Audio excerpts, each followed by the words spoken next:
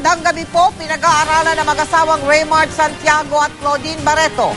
Nakasuhan din ng mga kapatid ng kolumnistang Simon Tulfo na kanilang nakaalitan sa NAIA 3 noong linggo. Kaugnay ito ng mga anghang na pananalita at mga pagpapantang binitawan ng Tulfo brothers laban sa kanilang mag-asawa. Humingi rin naman ang paumanhin ng magkakapatid na Tulfo, bukso lamang daw yun ang kanilang damdamin. Pinagsabihan din daw sila ng kanilang Kuya Mon. Nakatutok si Emil Sumangil. Kilala magkakapatid na Tulfo na malapit sa isa't isa. Matapang at palaban din ang image nilang lahat.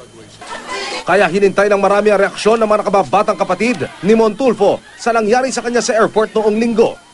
Sa programang T3 na magkakapatid na si Ben, Erwin at Rafi Tulfo, naglabas ng sama ng loob ang magkakapatid sa sinapit ng kuya nila. Ang mga pananalita nila may tonong pagbabanta laban sa mag-asawang Raymart Santiago at Claudine Barreto. Sa pahayag ni Rafi, sinabi nito na sana hindi mag-cruise ang landas nila ng mag-asawang Raymart at Claudine. Si Erwin, ganito rin halos ang pahayag pero sinabi nitong baka pati raw si Claudine tamaan sa kanya. Sinabi pa ni Erwin na hindi pa raw sila tapos kay Raymart. Si Ben Tulfo naman may hamon din kay Raymart na one-on-one. Sa ulat ng pep.ph, humingi ng paumanhin kaninang umaga sa Radyo 5 92.3 sa mga viewer at tagapakinig nila ang Tulfo brothers sa mga sinabi nila. Maging ang inaraw nila, hindi nagustuhan ang sinabi nila. Pero giit ni Erwin, bugso yun ang damdamin nila para sa kapatid na nasaktan. Ang kuya nila na Simon, hindi rin nagustuhan ang sinabi ng mga kapatid, pero naiintindihan daw niya ang emosyon nila. Nangingilid yung luha nila, mga kapatid ko. Lalo na nakikita nila ng video. Pinaaral ko sila. Ako yung naging pangalawang ama nila.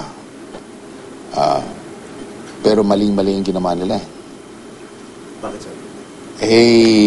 Yung ganti-gantihan na lumang batas na yan. Batas ni Moses, an eye for an eye, a tooth for a tooth. Lumang batas na yan.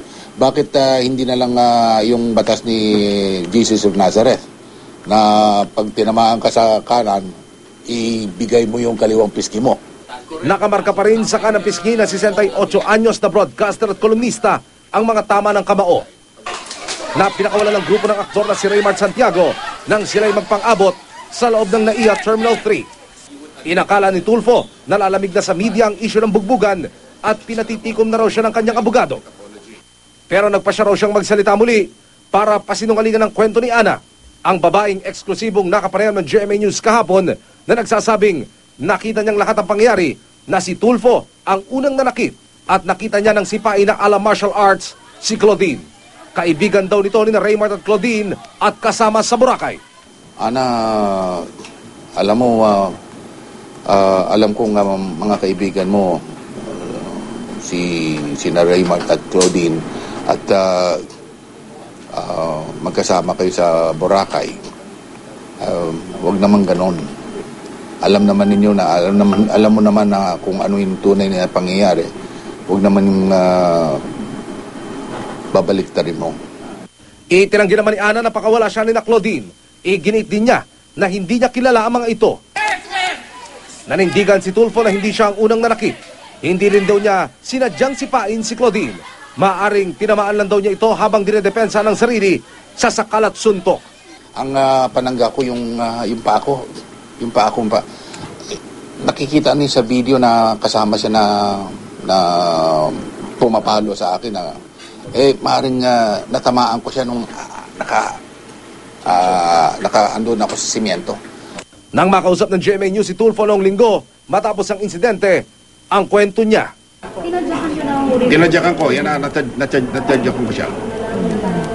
Bakit po? Napag sinuntok ako Pero kahapon sa panayam kay Bel Tiangco sa 24 oras, todo tanggi si Tulfo na sinipa niya ang aktres. Dinedenay mo yon, hindi mo sinipa.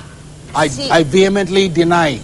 Nagsampa ng mga reklamo si Tulfo laban sa mag-asawang Raymart at Claudine at ilang kasama nila kahapon. Sabi ni Tulfo sa ngayon, wala na raw atrasan ito. Emil Sumangil, nakatutok, 24 oras.